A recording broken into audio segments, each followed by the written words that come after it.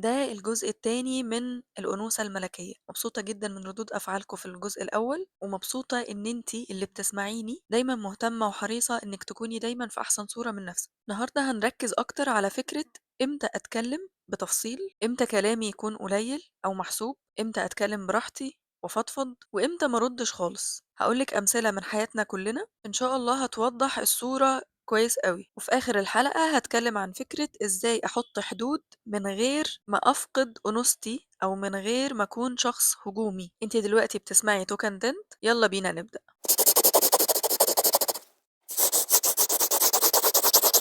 إيه المواقف اللي أقلل فيها كلام لكن ما اسكتش خالص؟ في الجدال مثلًا، شخص داخل يتخانق بصوت عالي عمّال يعيد نفس الكلام، عايز يأكد وجهة نظره بأي شكل، وعايزني أدخل معاه في الجدال ده أو في النقاش ده اللي بيسمى نقاش بس هو مش نقاش، هو جدال بلا هدف، لإن الطرف التاني منفعل جدًا. فالطبيعي إن أنا في موقف زي ده أنا اللي هاعمل الcontrol بإني أقفل الكلام نهائيًا. يعني هاقول مثلًا أنا فاهمة وجهة نظرك بس خلّينا نتكلم في وقت تاني، أو أنا مش هاكمّل كلام بالطريقة دي وأقفل النقاش، مش محتاجة إني أبرر ومش محتاجة إني أثبت وجهة نظري الصح العظيمة اللي ما فيش زيّها. الجدال أو الخناق بلا هدف ده ما لوش أي معنى، مش محتاجة أدخّل نفسي فيه، وده بيوصّل رسالة للطرف التاني إنه الشخص ده مش شخص بتاع زعيق وكلام بدون هدف، ولا شخص بيُستفز بسهولة لدرجة إن هو ممكن يدخل في حاجة زي كده عشان بس يثبت لك إن هو صح. موقف تاني مثلًا، لو حد سألِك أنتِ ليه لابسة كده؟ أنتِ ليه سايبة الشغل؟ أنتِ ليه وافقتِ على كذا؟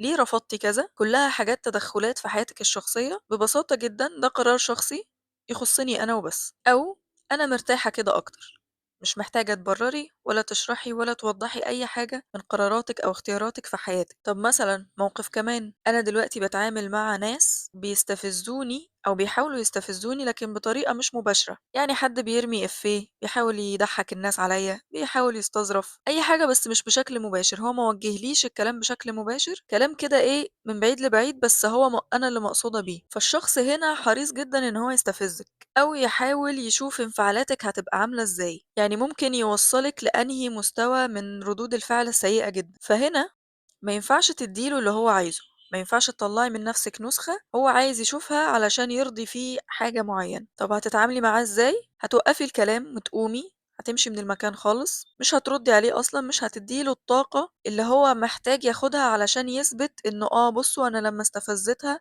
طلّعت منها رَد الفعل ده. فالمواقف اللي فاتت دي أمثلة على مواقف باقلِّل فيها كلام علشان رَد فعلي فيها لو حصل هيبقى في نسخة سيئة جدًا من نفسي، مش الأنوثة الملكية اللي بنتكلم عليها خالص. فأشيك وألطف وأرَق حاجة ممكن تتعمل، وفي نفس الوقت تحافظ على حدودي وعلى صورتي، هي إني ما أردش الرد اللي الطرف التاني عايز يوصل له من خلال الموقف ده.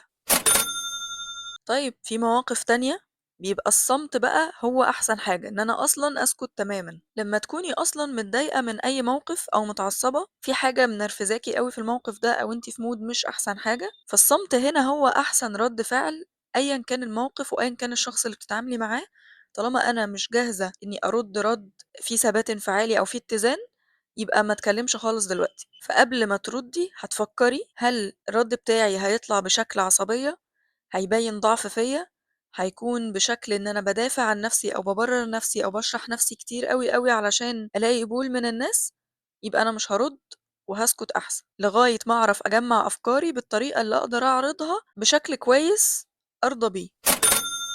طيب مواقف تانية تتكلمي فيها براحتك زي ما أنتِ عايزة. لمّا حد يحاول يتعدى على حدودِك، حد عايز يضغطِك، يتجاوز أكتر من الحد اللي هو المفروض يكون عليه، يطلب منِّك حاجات أكتر من اللي المفروض تعمليها، يبقى لازم كلامِك يكون واضح ومباشر وممكن يكون فيه تفصيل كمان. لأ، ده مش مقبول، ده خط أحمر، أنا مش هاعمل ده، أنا مش دوري إني أعمل ده. ففي المواقف اللي زي دي لازم أعبّر بوضوح وبقوة. موقف تاني مثلًا لمّا تكوني عايزة تعبّري عن احتياجاتِك، مثلًا في علاقة، في شغل، في صداقة، برضه هنا لازم أتكلم بوضوح، ولازم أكون عندي شيء من التفصيل. يعني أنا مثلًا محتاجة كذا دلوقتي، أنا باحب كذا، أنا باتضايق من كذا، فباوضّح نفسي أو باوضّح احتياجاتي وباعبّر عن نفسي بوضوح كويس جدًا طول ما أنا وسط ناس هم الناس بتوعي، هم الدايرة القريبة مني، ففي الوقت ده أنا باتكلم بوضوح من غير خوف، من غير اعتذار زيادة، من غير ما أحس بأي إحراج. فأهم حاجة عايزة أكد عليها في حتة الفضفضة دي أو إني أتكلم بوضوح وبراحتي، هي إني باختار الشخص اللي هاتكلم معاه، باختار برضه الطريقة اللي أنا هاتكلم بيها،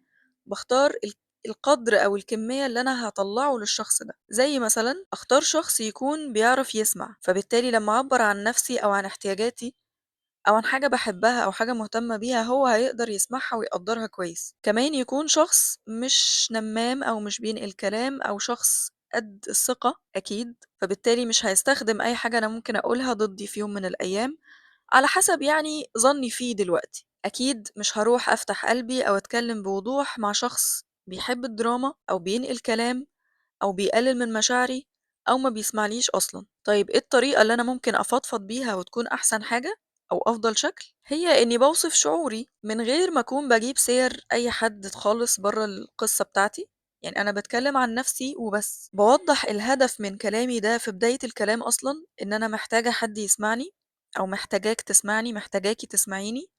محتاجة رأيِك في الموضوع الفلاني اللي هاحكيه لِك دلوقتي. لو ما حددتش الهدف من البداية الكلام هيتوه في بعضه ومش هنعرف نوصل لحاجة اللي إحنا عايزينها أصلًا. برضه الفضفضة هنا لا تشمل الشكوى، في ناس أساتذة أو اتعودوا من زمان إن هم الفضفضة يعني أنا باشتكي، الفضفضة برضه ما بتكونش إن أنا بافضل أعيد وأزيد في نفس القصة اللي أنا حكيتها لنفس الشخص أكتر من 60,000 مرة لغاية أمّا هو نَفْسه بيزهق وخلاص ما بيبقاش عارف يعمل لي إيه تاني. لازم يبقى كلامي ليه حساب، فأنا لمّا باحكي مثلًا قصة أو حاجة لازم أكون عارف إن الشخص ده أول مرّة مثلًا يسمعها، فأنا فعلًا محتاجة رأيه، مش مضطرة إن أنا أعيد القصة دي 60,000 مرّة علشان آخُد منّه أي رَد فعل تاني مختلف. طيب إيه المقدار أو قد إيه ممكن أفضفض؟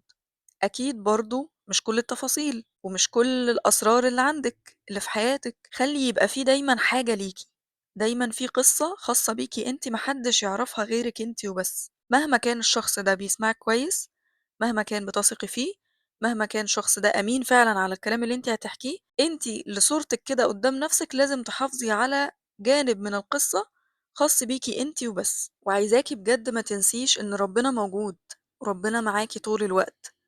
أي حاجة محتاجاها الجئي لربنا أول حد. في الحالة دي حتى لو عندِك مشكلة، حتى لو عندِك أزمة، حتى لو عندِك أي حاجة مضطرة أو مضايقاكِ، مشكلة يعني، أنسب اتجاه تروحي له هو إنِّك تتكلمي مع ربنا، هو إنِّك تدعي وتطلبي، هو إنِّك تذكريه طول الوقت فتحسي بالسند والدعم. كل ما بتكوني بتذكري ربنا، بتقري قرآن، بتحاولي تقربي له، بتحبيه، متعلقة بيه، تتكلمي معاه طول الوقت، ده بيغيّرِك تمامًا من غير ما تحسّي، ده فعلًا بيحطِّك في الحتّة بتاعة الأنثى كما خلقها الله، بيضبط لِك فطرتِك، بيضبط لِك كل حاجة من غير ما تحسّي، كده كأن في حاجة بتتدخّل تبتدي تغيّرِك بالتدريج وأنتِ مش فاهمة إيه اللي بيحصل أو مش متخيّلة إن اللي بيحصل ده هو ده اللي هيوصّلِك لأحسن نسخة من نَفْسِك. بس دايمًا، دايمًا ما ننساش إن إحنا عباد ربنا.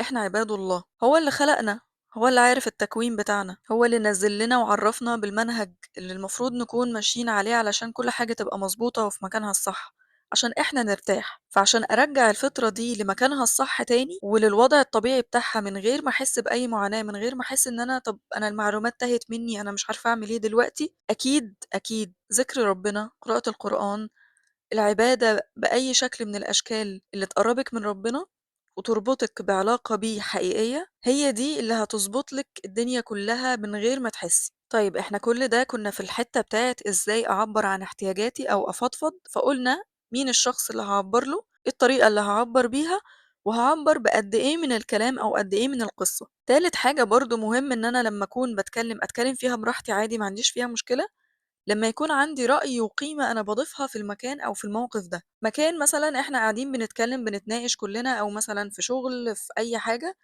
وأنا عارفة إن رأيي ده هيضيف حاجة معيّنة، معلومة معيّنة هتفرق مع حد أو هتفرق في القرار عمومًا بتاعنا كُلّنا، فلازم هنا أتكلّم وأوضّح وجهة نظري كويس جدًا. سكوتِك هنا بيوضّح أو بيبيّن إن أنتِ شخص ما عندكيش أي إضافة أو ما عندكيش أي حاجة ممكن تقوليها، فخلاص ما حدّش حتى هيدوّر إن هو يسألِك بعد كده طَب أنتِ رأيِك إيه، لإن أنتِ كنتِ ساكتة. لكن لو أنا عارفة ومتأكدة إن عندي معلومة أو عندي إضافة هاقولها، رأيي ده هيغيّر حاجة، لازم أقوله واستفيض فيه وأوضّحه كويس جدًا، وساعتها الناس هتسمعني وهتقدّر الكلام اللي باقوله، وهيبقوا عارفين إن فلانة دي كل ما بتيجي تتكلم هي بتبقى عارفة هي بتتكلم إمتى وبتقول إيه.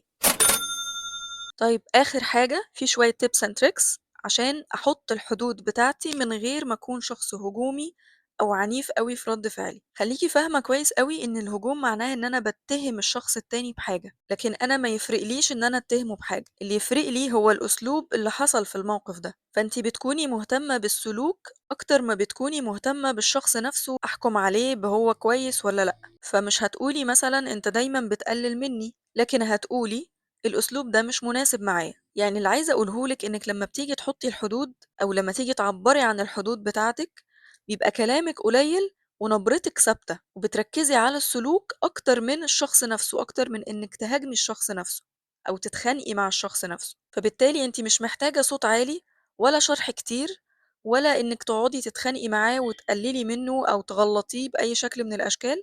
كل اللي أنتِ يهمِّك في الموضوع ده إنِّك توقّفي الحوار ده لحد هنا، لإن حدودِك بيتم التعدّي عليها. فباقول ده بكلام قليل، بنبرة ثابتة، بقطم كده، قطم كده الموضوع إيه، خلاص أنا مش مرتاحة للطريقة دي، فبالتالي طبيعي جدًا إنِّك بعد ما تقولي كده، مش محتاجة إنِّك تبرّري بعدها أو تقولي أصل أنا باعمل كده علشان حصل كذا، كذا زمان، فأنا مش عايزة أوصل لأ، ده مش مقبول بالنسبة لي ونقطة. هاقول لِك أمثلة مثلًا، حد بيحاول يقلل منِّك في الكلام أو يقول لِك مثلًا أنتِ مكبّرة الموضوع أوي يعني، فهتقولي أنا مش هاكمّل كلام بالطريقة دي بس. حد بيحاول يستظرف بس بيقول لِك أصل أنا باهزر، فأكيد يعني مش هتقفشي على الهزار، فهتقولي له الهزار ده مش مقبول بالنسبة لي، مش مريحني، مش هاقبل بيه. حد بيحاول يضغط عليكِ مثلًا فيقول لِك لازم تعملي كده علشاني، ولو أنتِ بتحبيني لازم تعملي كده، ولو أنتِ صاحبتي لازم تعملي كده، وأنتِ مش عايزة تعملي كده.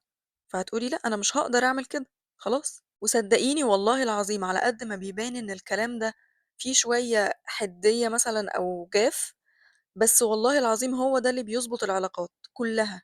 مهما كان مين أقرب حد ليكِ أو أبعد حد عنِّك، الحدود دايمًا بتتضبط بالشكل ده، من غير ما أسيء ليه، من غير ما أغلط فيه ولا أتخانق معاه ولا أعلّي صوتي ولا أي حاجة. وأي حد في الدنيا لو بيحترمني فعلًا هيقدّر الحتّة دي جدًا. هيقول لأ خلاص فلانة دي عندها فعلًا حدود في الحتّة دي ما ينفعش أدخل معاها فيها، فهاخلّي بالي. لكن أي حد بعد ما تعملي كده هيحاول يضغط عليكِ أكتر أو يستفزِّك أكتر أو يحاول يطلّع منِّك رَد فعل مختلف عن اللي أنتِ قُلتيه، يبقى ده لازم تدّي له مسافة أوسع شوية من اللي هو واخدها، لازم يكون بعيد عن حياتِك أكتر من كده. فاللي عايزة أأكده لِك في الآخر، أنوثتِك بتكتمل بإن أنتِ ما تزعّقيش ولا تتخانقي ولا تبرّري ولا يبقى عندِك أي أسلوب عدواني خالص بأي شكل. كلامِك في معظم الوقت أو المفروض إن هو طول الوقت يكون هادي، واضح، بنبرة حادة أو واثقة، بأسلوب واثق. حدودِك محفوظة، فبالتالي كرامتِك محفوظة وأنوثتِك محفوظة. وأي حد يضايقه حاجة زي كده يبقى هو ما ينفعش يكون في حياتِك. وحتى في أكتر وقت أنتِ بتتكلمي فيه أو بتفضفضي فيه، بتفتحي قلبِك زي ما أنتِ عايزة لكن بحكمة. ضعفِك الإنساني ده طبيعي ولازم تشاركيه، أو لو حابة إنِّك تشاركيه فما فيهوش مشكلة، لكن ده مش معناه إن أنا أكون مستباحة أو إني أقول تفاصيل أكتر بكتير من اللي المفروض تتقال. أشارك الناس مواقفي وقصصي وحكاياتي، بس ده مش معناه إن أنا باستنزف نفسي علشان أكون جوّه مجموعة معيّنة، فعشان أكون معاهم فأنا باحكي لهم حياتي. وما تنسيش علاقتك بربنا هي الأولوية دايمًا في كل وقت وفي كل حاجة. أنتِ قيمتِك كبيرة جدًا، جدًا ومهمة جدًا، جدًا، بس العبث اللي بيحصل دلوقتي في الدنيا هو اللي بيخلّينا نحاول نرجّع لبعض المفاهيم اللي تاهت كده في وسط العبث ده. في قلبي حُب بجد حقيقي لكل سِت بتحاول بجد إنها ترجّع فطرتها تاني وترجّع أنوثتها تاني، لإن ده بيخدمنا كلنا والله مش بيخدمها هي بس. فشكرًا ليكِ إنِّك كمّلتِ الفيديو للآخر، ويا رب تكوني استفدتِ، وشاركيني رأيِك في الكومنتات، وسلام.